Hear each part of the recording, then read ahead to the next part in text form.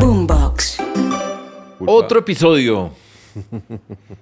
El profesor, conmigo, Sergio Fajardo, con educación, todo se puede.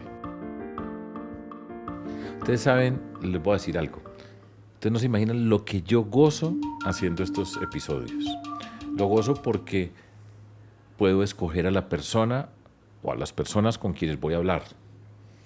Entonces, hago investigación, algunas las conozco personalmente, muchas las he conocido personalmente, pero vuelvo y pienso sobre lo que son esas personas, estudio qué se ha dicho, y por supuesto, cuando yo escojo una persona es porque me parece muy interesante y algo que quiero que tengan la certeza, y es siempre aprendo, preparándome, escuchando, y eso me gusta a mí.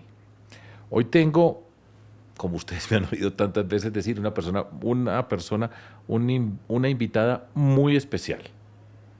Todas han sido especiales las personas a las quienes he invitado, pero esta es muy especial. Es una persona distinta y les voy a mostrar este libro. No sé si lo pueden ver ahí bien, la cámara lo enfoca bien. Se llama Brigitte Baptiste. Este es un libro que salió ahora en diciembre, escrito es una entrevista, una larga entrevista que hace la periodista Diana Calderón. El título es El mundo según Brigitte y es un libro apasionante. Yo me lo leí con todo el cuidado, me tocó pensar, me llevó por un mundo desconocido para mí en muchos sentidos, pero que, como les digo, siempre me hace aprender, me enriquece la mirada del mundo, que es parte fundamental de la educación. Abra la mente, descubra otros mundos, y eso nos prepara para ser mejor. Yo digo que mejores personas. En particular, les recomiendo este libro. Y aquí ustedes van a poder saber mucho acerca de Brigitte Baptiste. Hola Brigitte, ¿cómo estás? Sergio, muy bien, muchas gracias por la invitación y por tus generosísimas palabras. Además, creo que eres la única persona que se ha leído el libro con profundidad, yo creo. Yo no sé si soy la única persona que se lo ha leído, pero que me lo leí con profundidad y con cuidado, yo me lo leí. Y dos palabras antes de empezar ya pues al terreno formal de la conversación. Brigitte ha hecho muchas cosas, pero señalo dos puntos importantes. Fue la directora del Instituto von Humboldt, ahora vamos a hablar del tema, y hoy es la rectora de la Universidad EAN. Directora del Instituto von Humboldt, rectora de la Universidad EAN. Y son dos temas centrales y sobre los cuales quiero que conversemos. Pero yo siempre empiezo, Brigitte, diciendo los primeros pasos. Un poquitico mirar de dónde viene la persona. Nosotros recorremos un camino, crecemos en un contexto, diferentes contextos, y hay personas que nos marcan la vida. Muchas veces siempre pregunto, ¿recuerda un maestro, una maestra que haya sido influyente en lo que ha sido la trayectoria tuya? Empecemos ahí, un breve recuento de esos primeros pasos que nos permiten decir, llegué aquí, llegué a este mundo.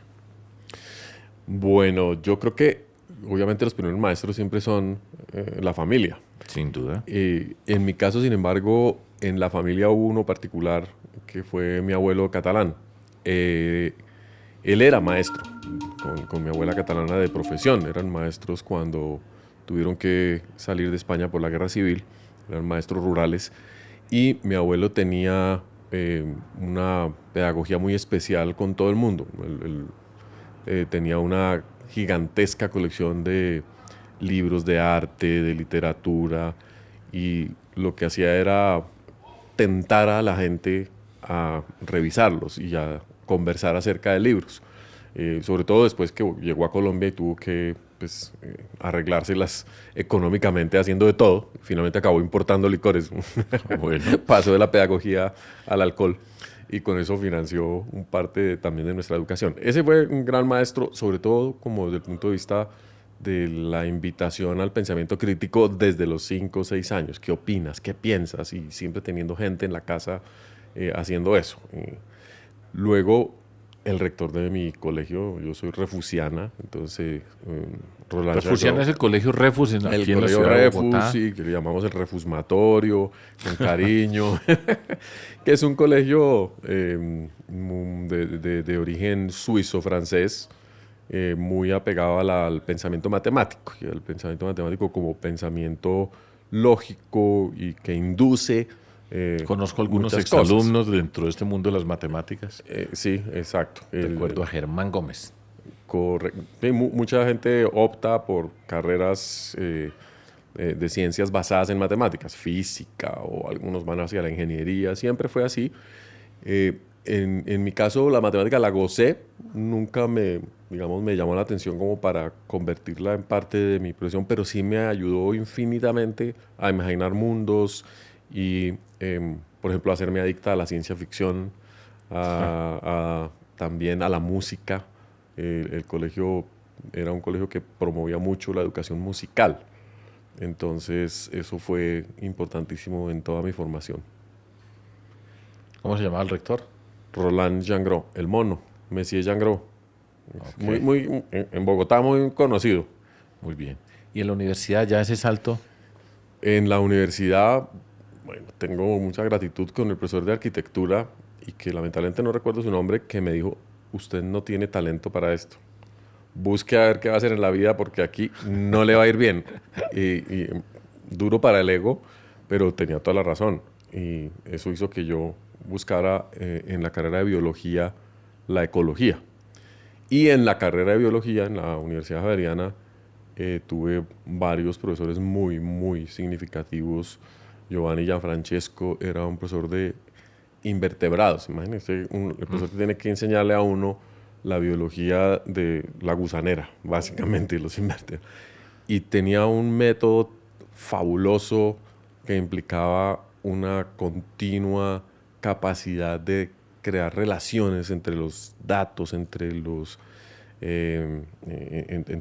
la información que estaba asociada con las lombrices, con las medusas, con los insectos, que claro, son fascinantes, pero que uno realmente, a menos que vaya a trabajar directamente en ellos, pues le parece asquerosos, áridos o... es decir, Muy diferente pues a un ave bien hermosa con colores como en cambio, me aburrieron profundamente los temas asociados las con aves. la zoología de Sí, las aves y otros, porque la educación en muchos de esos campos de la biología es muy memorística, es muy de clasificación, es muy nominalista. Entonces, muchos maestros piensan eh, que el discurso representa la realidad, ¿no? Estuvieron ahí y es aburridísimo. Entonces, yo me dormía en todas las clases. Ahora, otra cosa es salir al campo y ver las aves y yo de las ver... alegrías que tengo en la vida es, yo me despierto siempre muy temprano, yo no duermo mucho, y escuchar el canto de las aves es cuando me dice,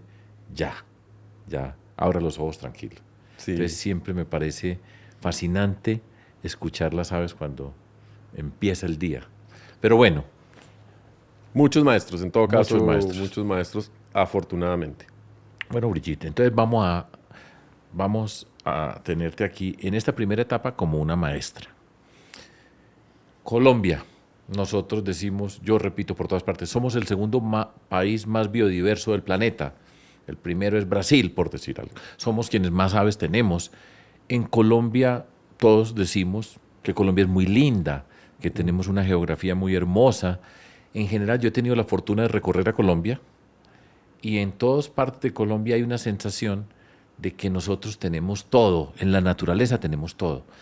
Usted puede preguntar una parte y dice, bueno, hay unas partes de... Nosotros podemos cultivar lo que queramos, podemos hacer lo que queramos. Esa es una imagen, una parte de nuestro imaginario cultural, un sentido de... Y en cada pueblo que uno va, siempre dicen, aquí tenemos una cosa muy bonita. Algún lugar, algún sitio está identificado por la gente. Este mundo ha cambiado enormemente. Estos temas de la biodiversidad, del tema del medio ambiente, la palabra sustentable, desarrollo sustentable, cambio climático, son expresiones de este siglo. Pues, estoy exagerando, porque el mundo las conoce, pero en términos culturales Muy recientes. empiezan a ser muy recientes, muy recientes.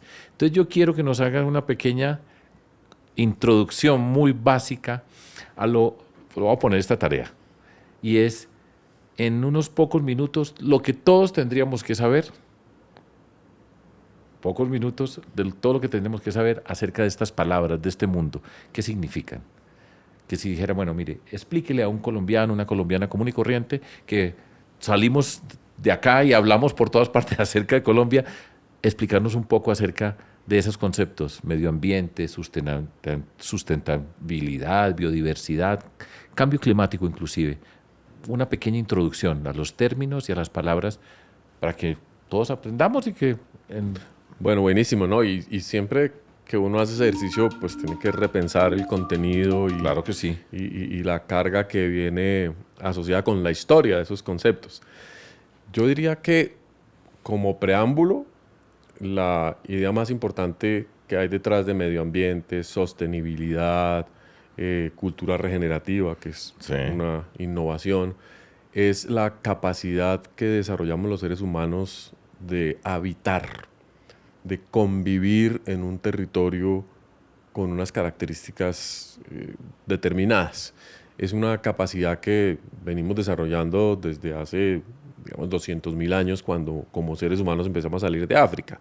Entonces tuvimos que ir aprendiendo a medida que caminábamos por el planeta para irlo poblando, aprendiendo dónde había ríos de agua dulce que se podían beber, dónde había bosques, dónde había comida, peces, dónde había estaciones, dónde había desiertos. Entonces, la primera lección asociada con la sustentabilidad o la sostenibilidad, yo no hago mucha diferencia entre ambas palabras, es esa capacidad de habitar un espacio, digamos, compartirlo con otros seres vivos y, por supuesto, a partir de ahí construir un bienestar social, un espacio y una capacidad cultural, digamos, de vivir. de Eso vivir está bien. asociado con dos palabras que son fundamentales, que es evolución y adaptación. Correcto, correcto. Son una característica de nosotros, es la evolución y la adaptación, descrito en la capacidad de habitar. Sí. Listo. Y esa capacidad de habitar es una construcción cultural. Lo venía hoy hablando en el carro con Gabriela, que es mi mano derecha, en el sentido de qué es lo que hace que los humanos seamos humanos y seamos capaces de adaptarnos a las condiciones ambientales tan diversas que hay en el planeta.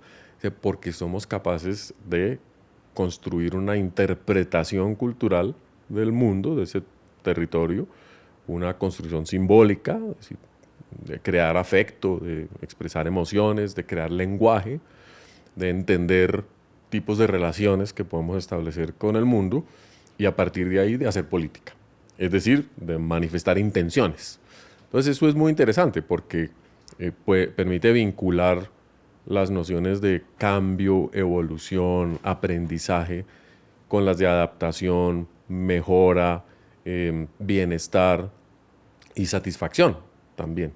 Y nos pone en una posición muy interesante respecto al mundo. Tenemos la capacidad de utilizar todas esas herramientas con las que hemos interpretado el mundo para cambiarnos a nosotros mismos. Y eso es maravilloso. Somos tal vez los únicos animales capaces de cambiarse a sí mismos. Y eso me encanta esa posibilidad, ¿no? Sí. Las hormigas no tienen esa capacidad, no pueden evolucionar, pero la adaptación en general de todos los seres vivos es pasiva y tiene que ver con grandes procesos y selección que se hacen estadísticamente hablando con grandes números, ¿sí? Que es un tema matemático muy, muy bonito. Entonces, nosotros tenemos la posibilidad de decir lo que vengo interpretando del mundo me sirve, no me sirve, para qué me sirve, qué efectos tiene, por tanto puedo cambiar. Y ahí radica la clave del momento actual que estamos viviendo, de la crisis ambiental a la cual nos enfrentamos, porque la crisis ambiental proviene es de una evidencia que hemos nosotros mismos adquirido respecto al impacto que el crecimiento demográfico y nuestras actividades causan en el planeta. Entonces hemos aprendido que nuestras formas de utilizar energía y Eso nunca lo previmos. Nunca lo previmos, claro que no.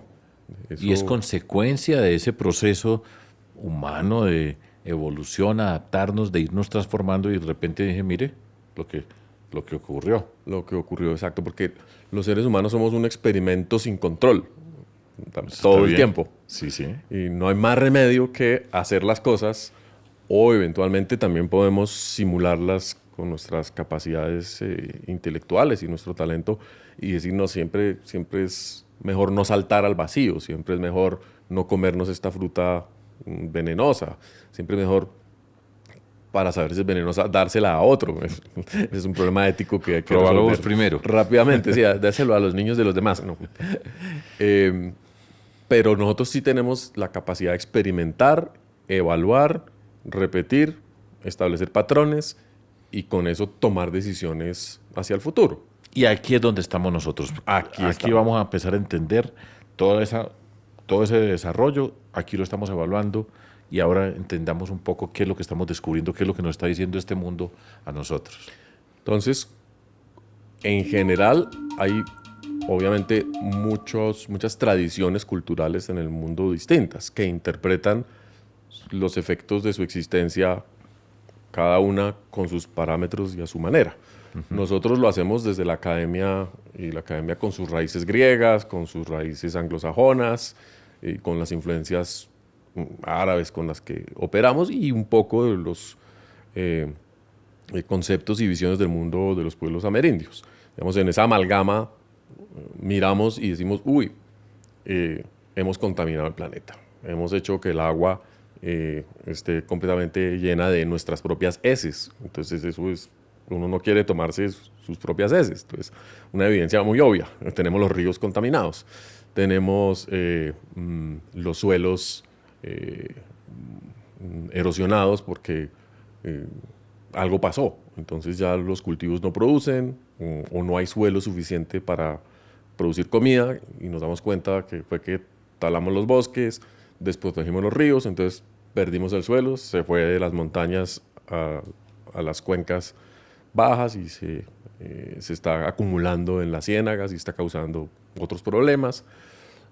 Contaminamos la atmósfera con el petróleo y los combustibles fósiles. Entonces nos damos cuenta de que nuestras actividades han producido unas consecuencias indeseables y que ponen en riesgo nuestra propia continuidad y el bienestar de las próximas generaciones.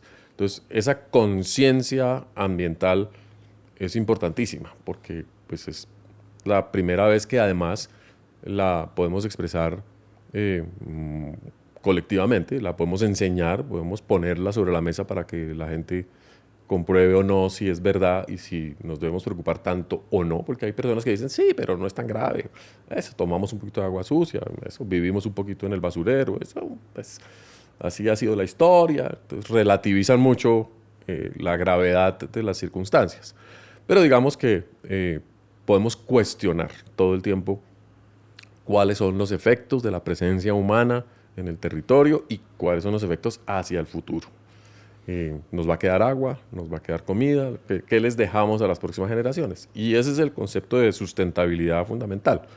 ¿Qué les estamos dejando a las próximas generaciones? Más problemas que soluciones, más cosas buenas que cosas malas.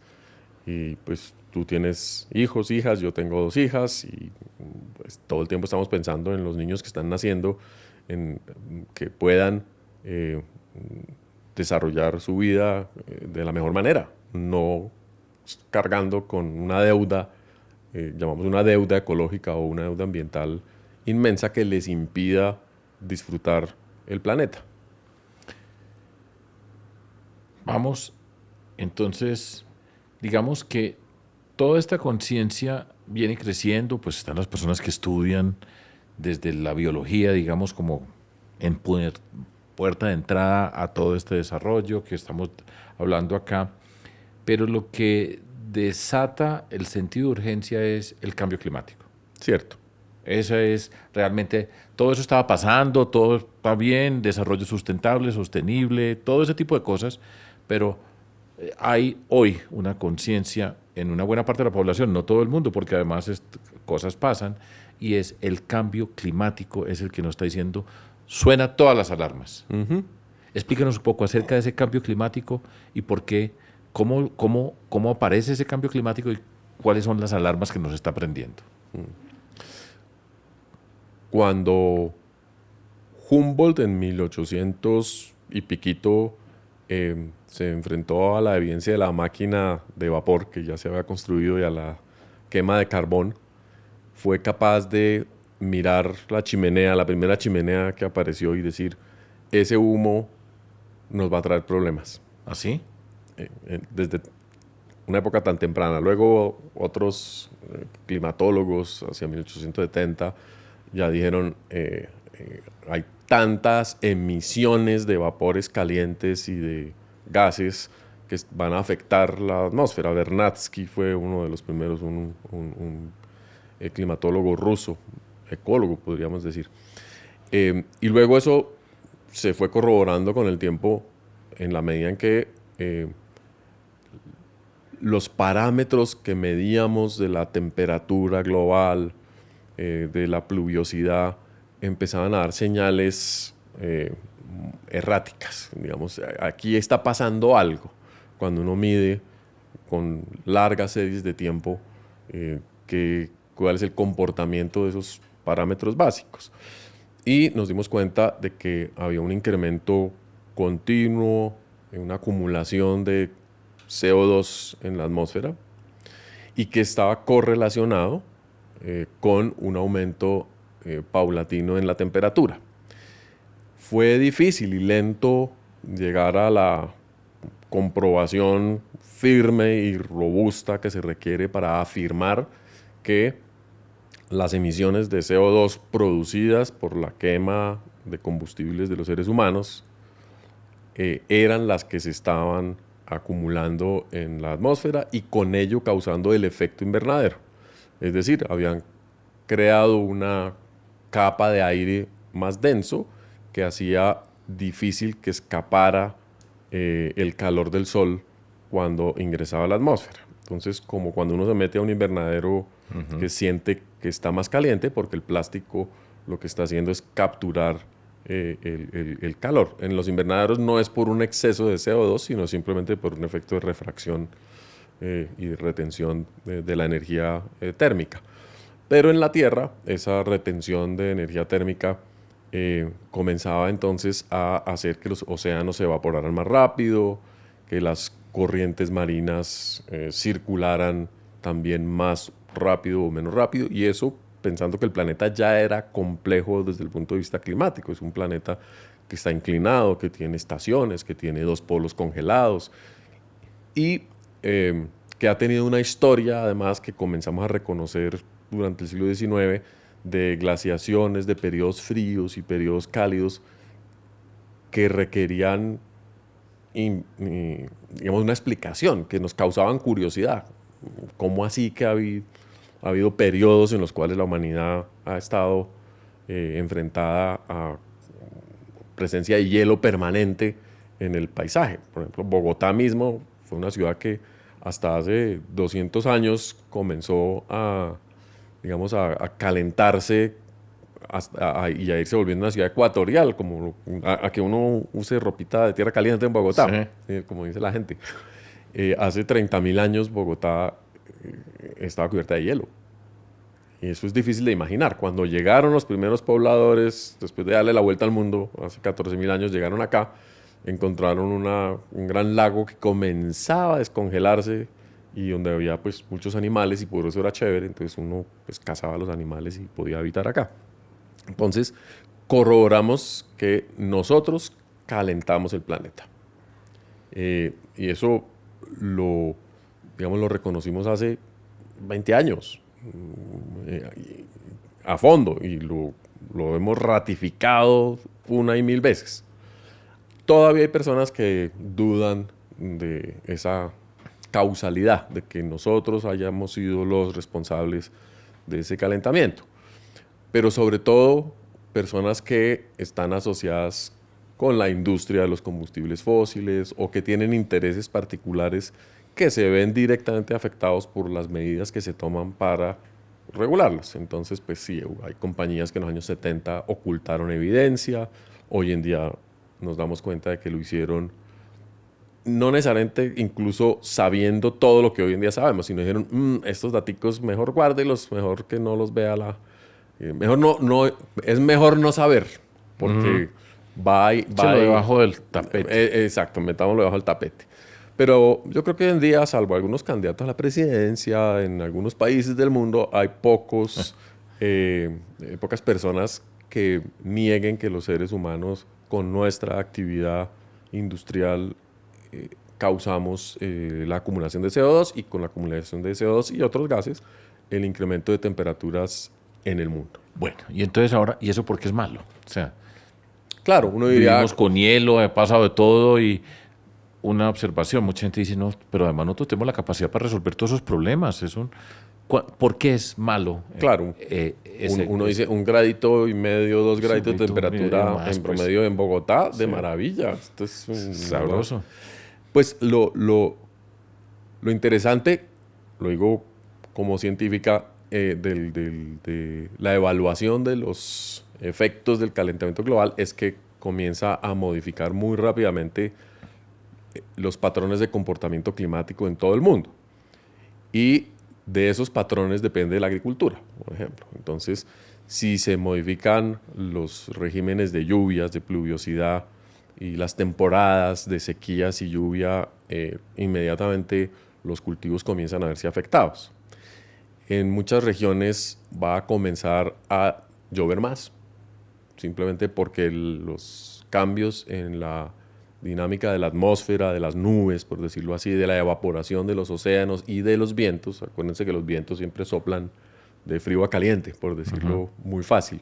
Entonces, esa circulación que cambia va a traer más humedad a algunas regiones y va a quitarle humedad a otras. Entonces va a incrementar las zonas secas. Por ejemplo, en Colombia, toda la región andina va a secarse. Durante los próximos años ya se está secando. Y las regiones interandinas, el Valle del Magdalena, la Depresión Momposina, el Chocó y el Amazonas van a tener más agua. Entonces hay modelos que usamos para evaluar eso y entonces eso trae muchos efectos, ya no solamente en la agricultura, sino en el comportamiento, por ejemplo, de toda la fauna silvestre. Afecta las migraciones de los peces, las subiendas, porque va a haber más agua o menos agua en los ríos. Afecta la erosión, porque donde llueve más, pues el suelo se erosiona más. Afecta la presencia de enfermedades, digamos de hongos, bacterias, porque donde está más húmedo, pues a estos bichos les encanta llegar. Entonces van a cambiar muchos de los parámetros de la vida cotidiana de las personas, a veces sin que nos demos cuenta, sin que hagamos esa asociación de que esto proviene de un cambio global tan importante. Y dice, aquí ya no se me da este cultivo. Por ejemplo, el café, que tiene un rango altitudinal en la montaña muy bien establecido, el café va a dejar va a tener que migrar, cada vez subir más arriba, cada vez más arriba, y hay regiones donde no hay más arriba. En la región del Quindío, el más arriba es muy limitado.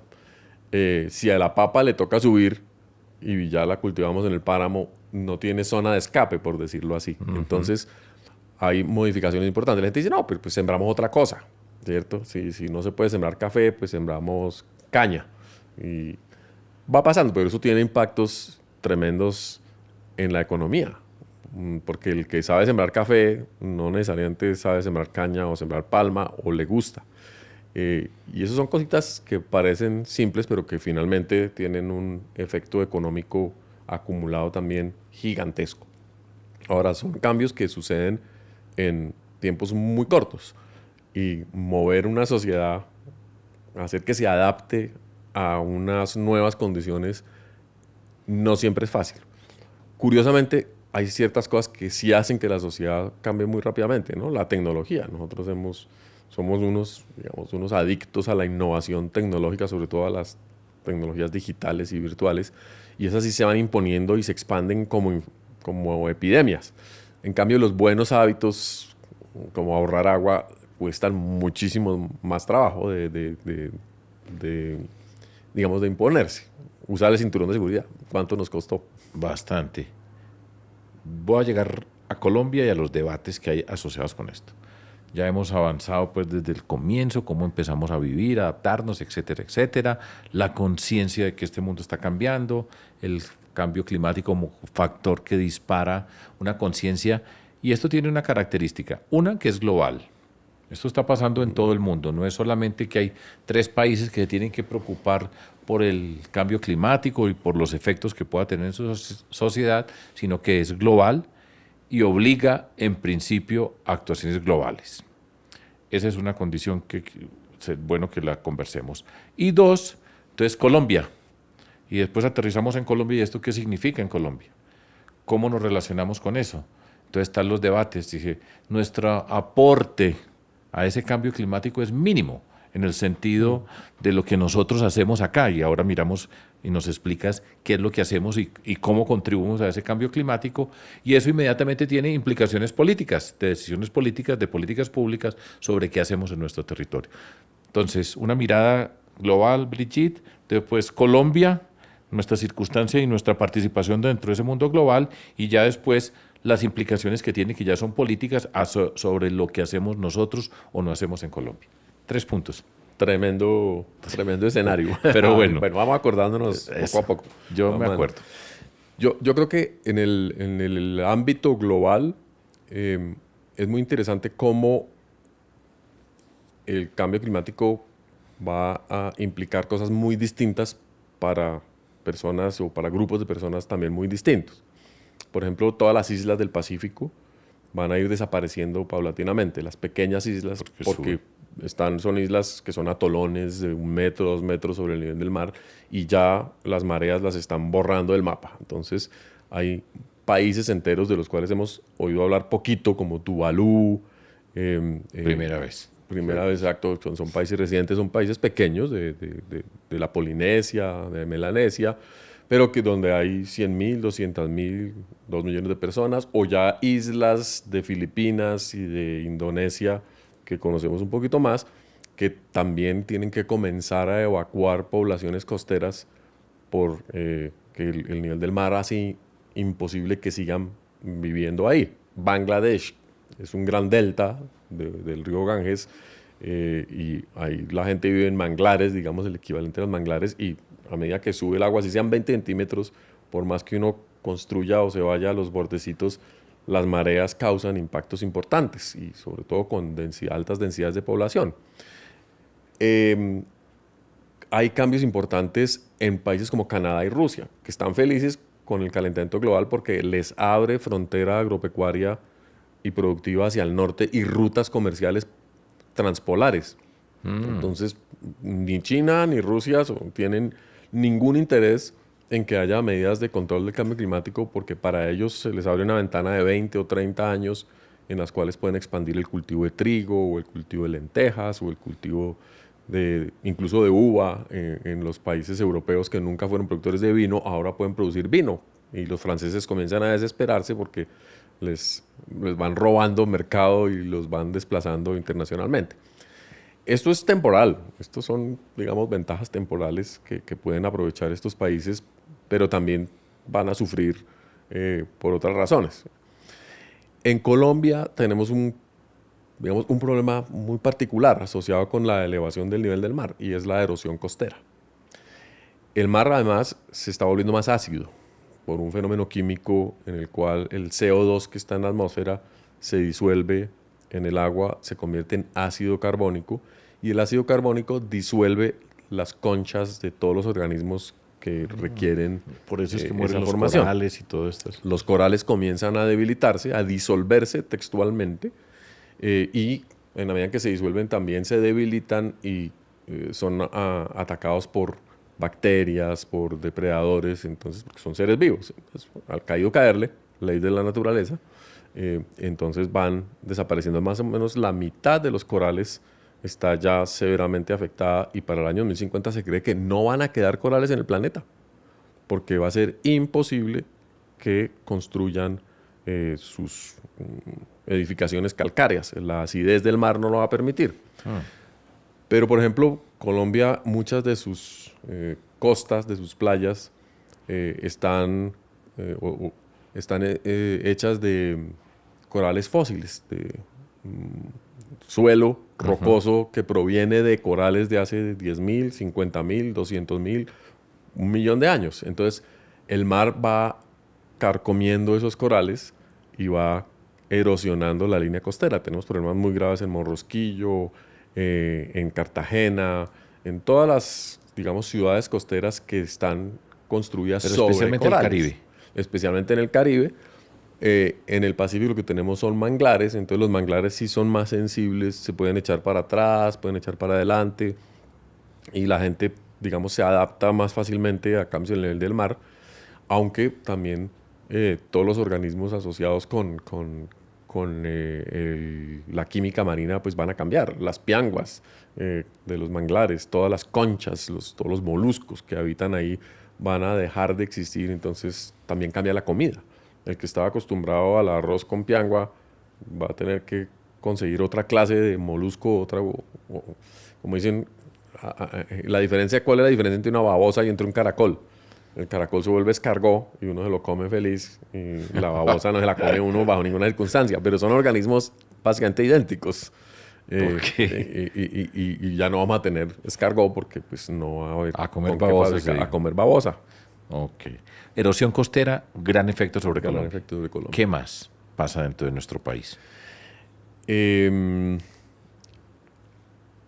La prolongación de épocas secas y épocas húmedas, digamos, el desajuste, ese es muy importante. Porque la subida de temperatura, como decíamos, uno dice, pues uno se adapta, se pone una ruana, se quita la ruana, se pone, a pesar de todos los efectos que ya mencioné. Pero definitivamente la prolongación de la época seca, por ejemplo, como la que hemos vivido en este tiempo de fenómeno del Niño, cada vez va a ser más severa. Y lo mismo en los tiempos en que haya la niña, sabemos que la pluviosidad va a ser más intensa. Entonces vamos a tener más granizadas, eventos extremos difíciles de predecir que no les gustan a los productores, porque si uno tiene producción de tomate bajo invernadero y le cae una granizada y pierde el plástico y pierde el invernadero y tiene que volver a ponerlo, pues uno aguanta una vez y tiene un seguro y vuelve e intenta. Pero si eso le pasa cada vez más frecuentemente, pues las empresas de seguros le van a subir la cuota de la póliza y va a haber cambios, digamos, en la economía asociados con los desastres. Ahora que se habla tanto de la unidad de desastres en Colombia, De gestión del riesgo, de sí. gestión del riesgo y manejo de desastres, yo diría la gestión de desastres por lo que ha hecho. El desastre de la El Unión de desastre. Gestión del Riesgo. Es probablemente una de las instituciones más importantes en el futuro del país. Cierto, Es una es agencia cierto. que tiene que tener una perspectiva importantísima porque cuando llueve más en el mismo periodo de tiempo, las montañas se ablandan. Y ya tenemos deslizamientos importantes hoy en día en Pasto, en Bucaramanga, que afectan las bocatomas de los acueductos, que afectan la infraestructura vial, que afectan en general la prestación de servicios de todo tipo. Entonces, eso se va a incrementar. Eso es un efecto muy concreto que vamos a ver en los próximos 20, 30 años y que tiene unos costos financieros y humanos importantísimos. Porque pues, tener inundaciones continuas, tener derrumbes continuos, no es digamos, un estado de cosas fácil de administrar. Entonces, esos son los efectos, digamos, los más notables en primera instancia de este cambio climático en Colombia. Ahora la pregunta es, bueno, ¿y nosotros cómo contribuimos desde Colombia, cómo contribuimos a este efecto cambio climático, el efecto invernadero global, desde la perspectiva de Colombia? Porque eso nos lleva a la pregunta, bueno, entonces aquí ¿qué hacemos? Aquí, ¿cómo nos debemos comportar? Esto lo vamos a tener que enfrentar. Claro. ¿Adaptarnos o mitigar? Ahí, Mariana, mi hija, me decía, mucha gente dice, no, adaptémonos, nosotros hacemos muy poco, nosotros contribuimos muy poco a eso, aquí el problema es de adaptarnos para esos problemas. Explícanos un poco qué es lo que aportamos nosotros a esta condición global y entonces el camino para seguir enfrentando estos retos. Bueno, nosotros aportamos directamente a partir de la quema de combustibles fósiles, sobre todo una parte de los gases de efecto invernadero, muy bajita. digamos, es menos del 0.1% del total de gases de efecto invernadero, la que corresponde a la quema de combustibles fósiles, carbón, petróleo, gas, 0.2. Tenemos un aporte muy trágico que corresponde a la deforestación. Ese es el principal. Ese es muy bajito también, digamos, es casi que equivalente al de la quema de combustibles fósiles, pero es quema de biodiversidad. Lo que estamos es destruyendo pues, las selvas, no solamente la amazónica, porque la deforestación está en todo el país, y estamos convirtiendo una reserva biológica que tiene centenares de millones de años en CO2 en minutos. Entonces esto es una tragedia realmente gravísima. Y, el aporte en CO2, insisto, no es alto, pero el efecto, digamos, en capacidad adaptativa sí lo es. Exportamos carbón, sería el tema indirecto, y exportamos petróleo. Entonces hay dos fuentes en las que Colombia contribuye con el problema global en la medida que terceros países nos compran carbón, nos compran petróleo para quemarlo ellos. Pero en las cuentas globales uno responde por lo que uno quema, digamos. Entonces nosotros respondemos por unos aportes bajísimos proporcionalmente con, sobre todo la China, la India, que son los dos países que más contribuyen, luego Estados Unidos y luego Japón, Europa y Australia. Entonces, nosotros lo que hacemos es vender, digamos, carbón y petróleo, y con los recursos que obtenemos de esa venta, que son muy significativos para nosotros, financiar nuestras necesidades adaptativas incluso. Entonces, la mitigación, que es hacer el máximo esfuerzo posible para disminuir las emisiones de gases de efecto invernadero, está funcionando bastante bien. Digamos, las empresas, el sector transporte, todos los sectores productivos, todo el mundo está tratando de disminuir esas emisiones de acuerdo con un plan que existe y que se firmó en el gobierno pasado y que además ha sido ratificado en general por todas las personas. Entonces, Colombia está disminuyendo sus emisiones, está reemplazando el consumo de combustibles fósiles por energías renovables. Afortunadamente, yo creo que a un buen ritmo. Podríamos ir más rápido, claro, pero eso depende. Transición energética. Transición energética, exactamente, ese es el tema. Tenemos ventajas importantísimas, que Colombia produce su energía eléctrica a partir del agua. Entonces, nuestras hidroeléctricas realmente han sido el seguro más importante de nuestra capacidad de generación para la industria, para el alumbrado, incluso para exportar algunos excedentes. Entonces, ahí tenemos un elemento importante asociado con mitigación, mejorar la calidad, digamos, de la producción de la matriz energética. Y tenemos experimentos en térmica, y tenemos experimentos en mareas, y digamos, ese camino está bien trazado. No estamos mitigando para nada las emisiones provenientes de deforestación. Ok. Eso.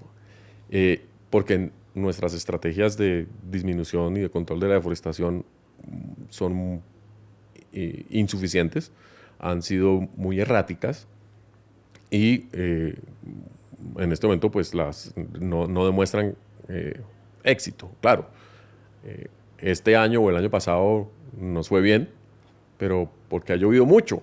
Entonces la deforestación está muy asociada con el comportamiento de las lluvias, porque es muy difícil quemar si la selva está verde. Entonces la deforestación y la quema de selvas tiende a ser más evidente cuando hay periodos secos extendidos. Este año, por ejemplo, vamos a ver cifras nuevamente muy delicadas de deforestación. Ahora, también hay un elemento político ahí detrás importante de quiénes son los que deforestan y con qué razones deforestan. La mitigación de emisiones también tiene que ver con las actividades agropecuarias, y no lo mencioné antes porque solo hablé de deforestación, pero las actividades agropecuarias en general contribuyen significativamente con las emisiones de gases de efecto invernadero y sobre todo de metano, porque el metano es un gas que proviene de la fermentación, de la descomposición de materia orgánica, de la digestión. Entonces, pues todas las heces humanas, animales, toda la basura que producimos orgánica, todo eso produce metano, todos los residuos de cosecha, y el metano tiene un efecto 11 veces más grave que el CO2 molécula a molécula. Entonces, deberíamos estar además usando el metano para cocinar o para hacer otras cosas. La agricultura en Colombia es tremendamente ineficiente. Es una agricultura del siglo pasado, una agricultura que usa agroquímicos en exceso, que no está tecnificada y sobre todo las actividades ganaderas. Y vamos a ese componente de la ganadería. La ganadería históricamente está asociada con la deforestación, sigue estando asociada con la deforestación en el Caquetá, en el Guaviare, en el Meta. El hato ganadero colombiano sigue creciendo.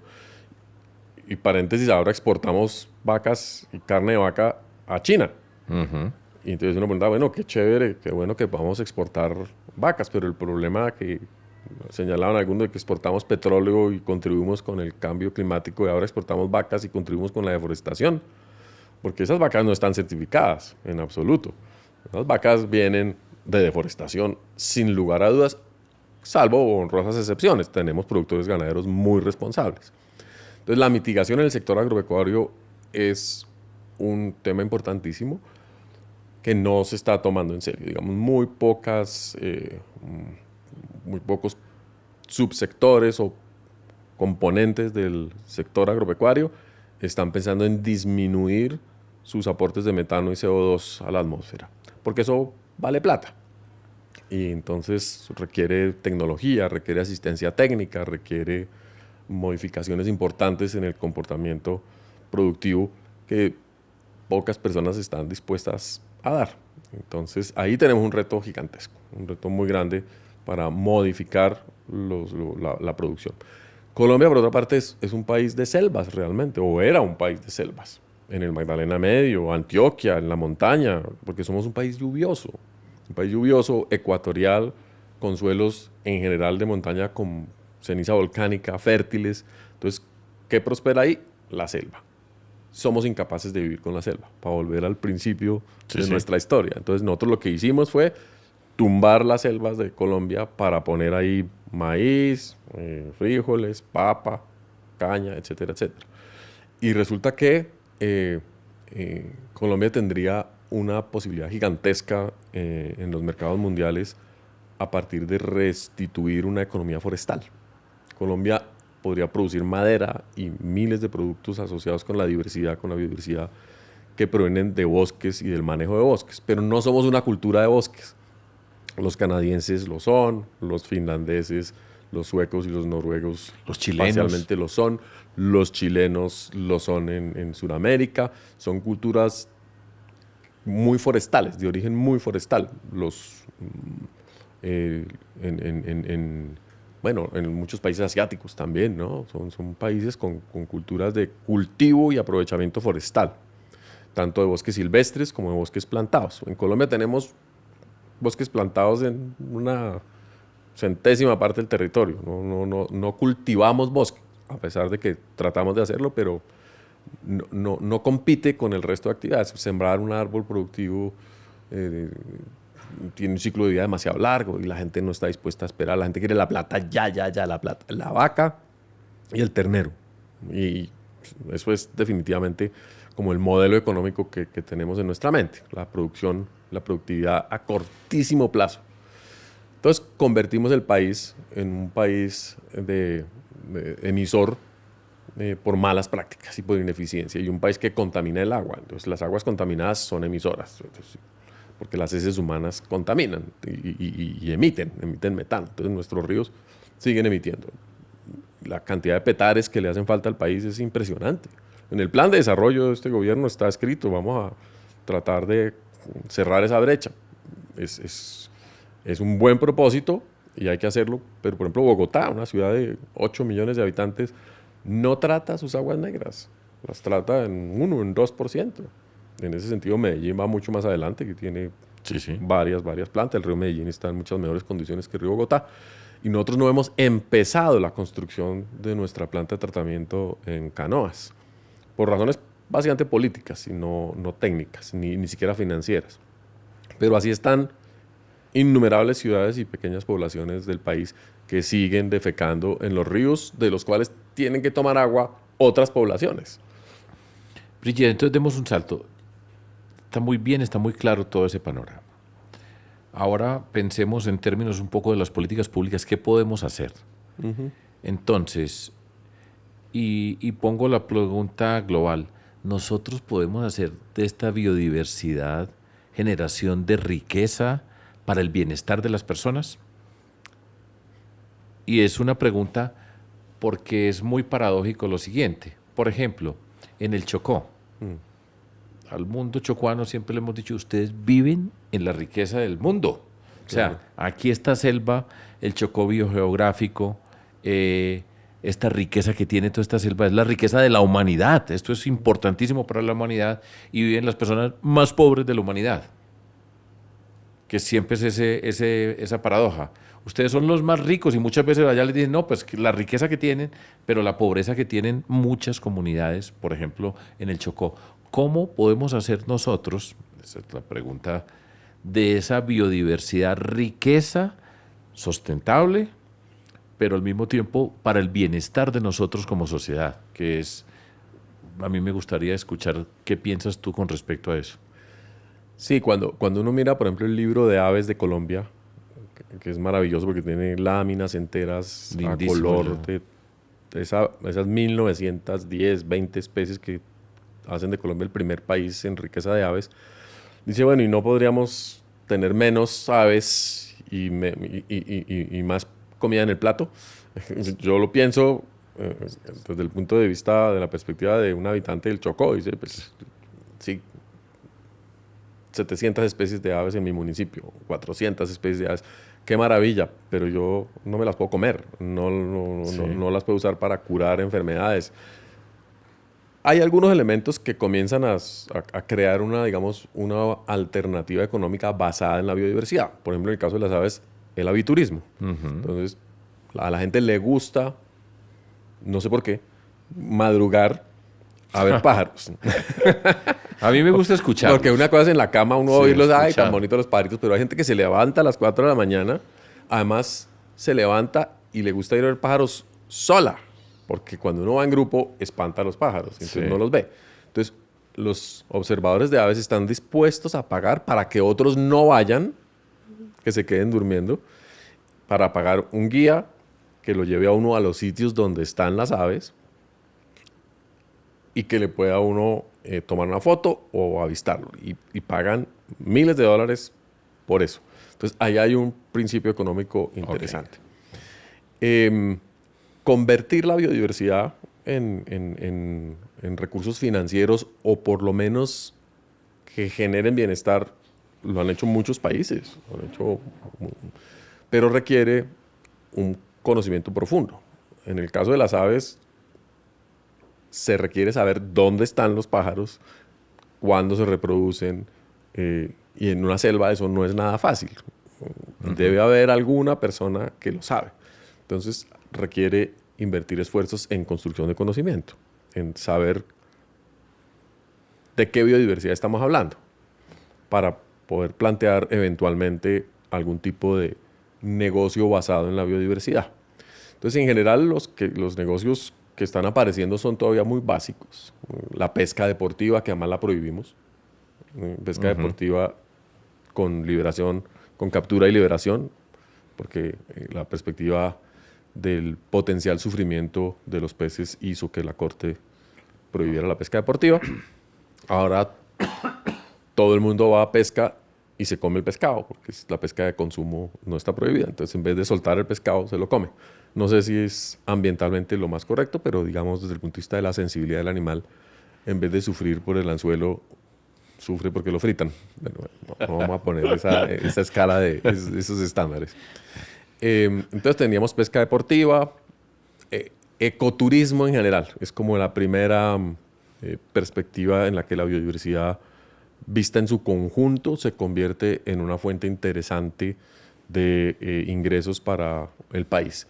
Y sí, es cierto, se incrementa el clamping, las guianzas, los servicios asociados con el turismo, el avistamiento de ballenas, los tours por los manglares. Eso está pasando y tenemos que incentivarlo. Yo creo que ahí hay una fuente importantísima de conversión de biodiversidad en dinero sin destruir la biodiversidad, además, De acuerdo. de una manera sostenible, aunque los estilos de turismo en general son bastante depredadores. La gente, como hay tantas cascadas, venga, yo hago esta cascada y después de 10 años ya la cascada está completamente llena de basura, el río ya quedó deforestado, entonces vamos a la siguiente cascada y empezamos a pelear quién es el dueño de la cascada. No sé si ha ido Sergio a Caño Cristales. Es un sueño que yo tengo. Hay No que he ir a podido Caño ir, Cristales, pero- yo tampoco he podido ir. ¿De verdad? Es increíble, porque todo lo que he viajado y nunca...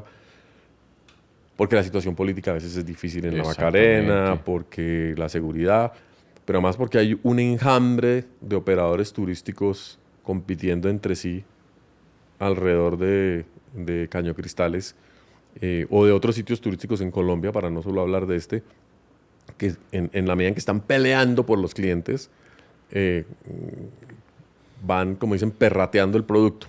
Ujú. Tenemos, por ejemplo, hoy en día un problema gravísimo de turismo ilegal en los parques nacionales, Ah, porque los operadores dicen, yo lo llevo a ver lo que usted quiera. Y los viajeros internacionales dicen, pues yo voy.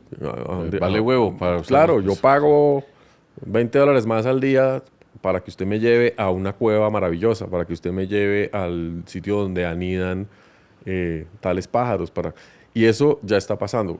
La semana pasada se accidentó un deportista de parapente en los picos de la Sierra Nevada de Santa Marta. No tenía por qué estar ahí. No hay ninguna razón para que haya una persona practicando parapente en un pico de la Sierra Nevada de Santa Marta. Es un sitio sagrado de los pueblos originarios, es parque nacional, no tiene autorización de turismo. No. ¿Quién lo llevó allá? ¿Cuánto pagó este deportista? Y así sucesivamente. Todo el mundo quiere ir a Chiribiquete, por ejemplo. Y la gente que tiene para pagar un helicóptero dice, pues yo pago el helicóptero. Pues no, porque no. Y hay, como digo, un tráfico ecoturismo, de entonces, en ecoturismo. términos Eso, generales, entendemos todas estas cosas que están pasando. ¿Qué otra alternativa hay? Yo recuerdo que hace unos años se pensaba que había unos productos de la selva que tenían efectos curativos, que asociaban, de hecho, con con las... terapias. Exacto. Eso, en principio, estoy hablando cuando yo estaba chiquito, eh, No hace tanto. no hace tanto, sí, pero escuchaba eso como muy promisorio. Sí. Pero después, con los avances de la genética y un montón de cosas, eso ha quedado como relegado, no termina Totalmente. siendo una posibilidad real de generación de riqueza. Sí. Hace poco se anunció el descubrimiento de una bacteria que era capaz de tenía unos efectos curativos importantísimos, o los hongos, que muchas veces se han planteado también como panaceas, pero de eso tan bueno no dan tanto. Y encontrar uno en un océano genético casi que infinito, como es la variabilidad del molecular que hay en las selvas, implica una investigación gigantesca, implica centros de cómputo tremendos. Claro, Colombia tiene un centro de cómputo para biodiversidad que construyó en Manizales abandonado. Hace 10, 15 años se creó BIOS, un centro de cómputo con la expectativa de procesar ahí información genética asociada con investigación básica. No llegó la información, no hubo una estructura administrativa adecuada y BIOS está tratando de subsistir ofreciendo servicios de análisis para cualquier cosa, Big Data. Y es un centro de cómputo realmente de última generación. Sigue siendo a pesar de los años pasados. Entonces no hay esos productos directamente, digamos, en la lotería de la biodiversidad. Lo que comienzan a aparecer son algunos productos que ya habían identificado comunidades locales como productos interesantes, que utilizaban para sus terapias, para consumir o algo. El ejemplo más interesante es el de la jagua, que es esta pintura que proviene de una fruta del Chocó, con la que se pintan la piel los embera, que hacen arte, son tatuajes temporales. La jagua se puede convertir en un colorante azul orgánico. El azul es un color tremendamente difícil de obtener de cualquier cosa. Color azul estable. Y el color azul con el que nosotros hacemos productos alimenticios proviene generalmente de minerales tóxicos, entonces que tienen, o sintéticos, que tienen efectos indeseables. Un azul orgánico, como el que se está produciendo en la jagua, es realmente un producto derivado de la biodiversidad con conocimiento local asociado. Pero desarrollar el producto concreto para que entre a los mercados tomó más de 10 años. Ahora hay una empresa en Medellín y en Quibdó asociada con la Universidad Tecnológica del Chocó y con otros inversionistas, lograron ya crear un mercado y un producto estable de azul. Pero en resumen, para eso. Brigitte, todo eso son cosas menores, digamos. Eso tiene sentido y son cosas menores en el sentido pues, de 50 millones aquí de colombianos, colombianas. Esto es... Yo quiero hacer, y para ir terminando, quiero hacer una pregunta. ¿Cómo podemos pasar toda esta lección que hemos visto acá, pasarla, o cómo está, o cómo podemos entrarla al mundo de la educación? ¿Cómo educar a esa Colombia que tiene la intuición de que tenemos muchas cosas y convertirla en un país educado alrededor de todos estos temas? Hay ejemplos, hay caminos. Me gustaría escucharte en ese tema. Bueno, yo creo que lo primero es tener disposición y crearla desde los niños, disposición a habitar y disfrutar Colombia como es, antes de transformarla.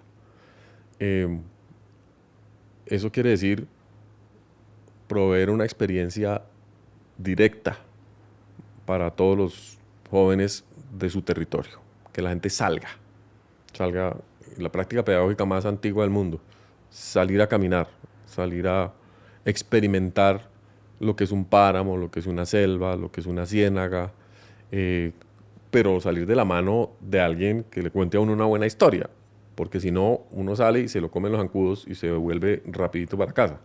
Entonces, hay que salir en buena compañía. Entonces, un reto para la educación colombiana es restituir la capacidad de los colombianos de querer su tierra, ¿sí? Y no querer irse. Hoy leí en las noticias que se han ido 1 millón de colombianos. Las escuché yo también hoy, esa noticia que tragedia. Me dejó muy perplejo. Además, hacemos un paréntesis que tiene que ver con todo esto, en el fondo, que son colombianos jóvenes. Jóvenes, 60%. Sí, 60% jóvenes, eso, las implicaciones que tiene en términos demográficos para el desarrollo del país, pero bueno. Entonces, esa primera, digamos, experiencia que además debería servir para reflexionar sobre el bienestar y el tipo de desarrollo que queremos en Colombia. Sobre todo en vísperas de dejar de explorar, de exportar petróleo, de dejar de utilizar carbón y combustibles que emiten CO2. Eso es una obligación. Puede suceder en 5, en 10 o en 30 años, pero... Pero siendo un país tan urbano, esa experiencia, si es posible. Por ejemplo, en Bogotá. Bogotá tiene 8 millones de personas. Aquí hay personas que nunca han visto una vaca. Cierto. Sí. Entonces, ¿cómo se podría hacer pues, un diseño de todo eso, de experimentar este mundo rico de biodiversidad, pues también dentro del contexto de las ciudades? Entonces, el segundo componente que tiene que ver con la educación es el aprovechamiento del uso y la transformación de los productos que provienen de la biodiversidad o asociados con la biodiversidad. No todo el mundo tiene que gustarle vivir en el monte, por decirlo de alguna manera. A mí me encanta, pero es excepcional, digamos. Pero el conocimiento de la biodiversidad sí debería llevarnos a decir, aquí hay nuevos productos alimenticios, aquí hay nuevos productos que tienen efectos interesantes como materias primas para sustituir otras materias primas que sean tóxicas, contaminantes, no reciclables. Entonces, claramente, una educación que nos permita emprender basados en la biodiversidad, que es lo que yo hago hoy en día en esta universidad donde la vida me trajo, y es incentivar a toda la comunidad universitaria a pensar en nuevas oportunidades que provienen de esos recursos potenciales de los que todo el mundo habla, pero que nadie lleva a la práctica de la innovación. Gran problema, Colombia no invierte en ciencia y tecnología.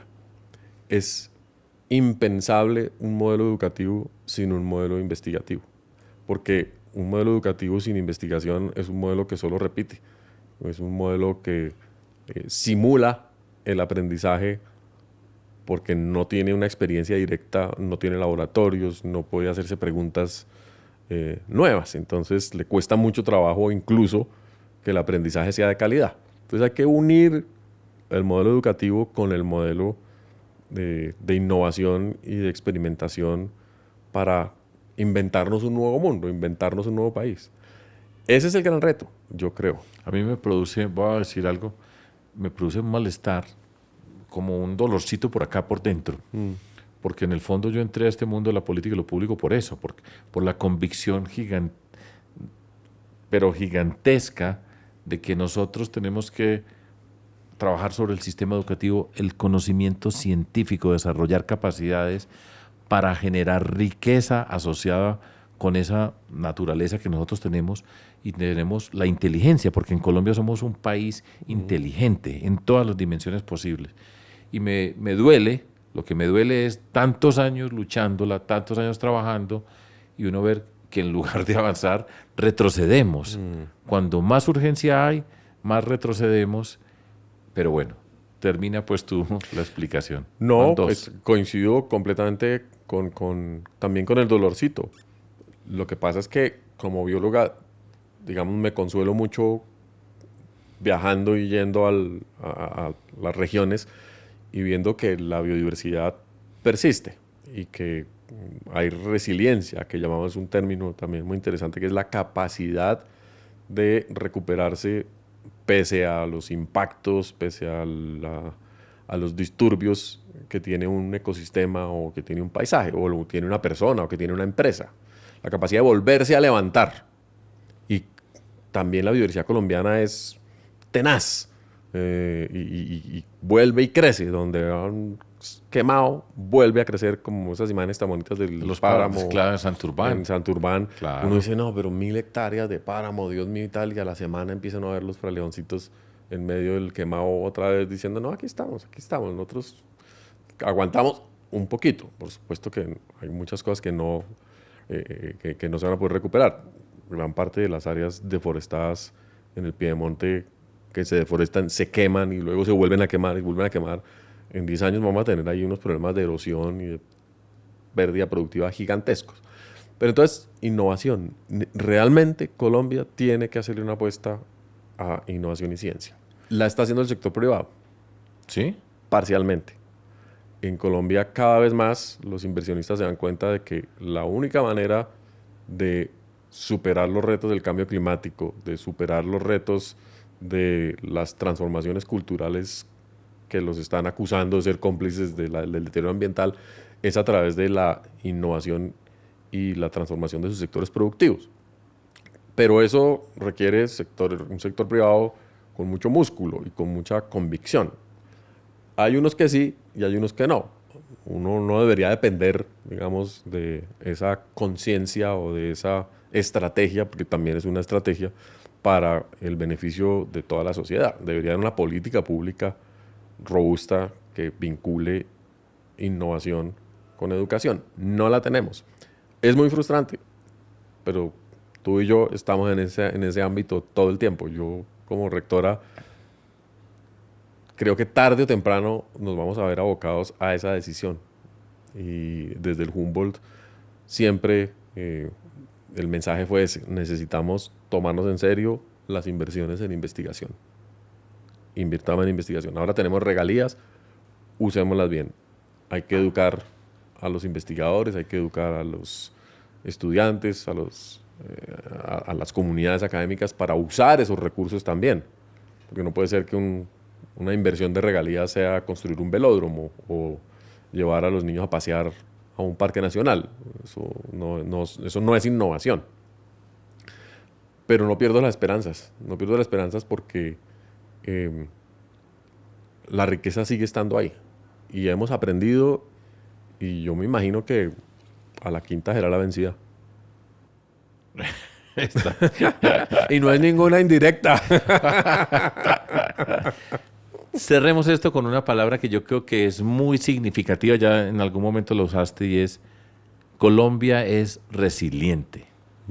En todos los sentidos, como sociedad, nosotros somos resilientes.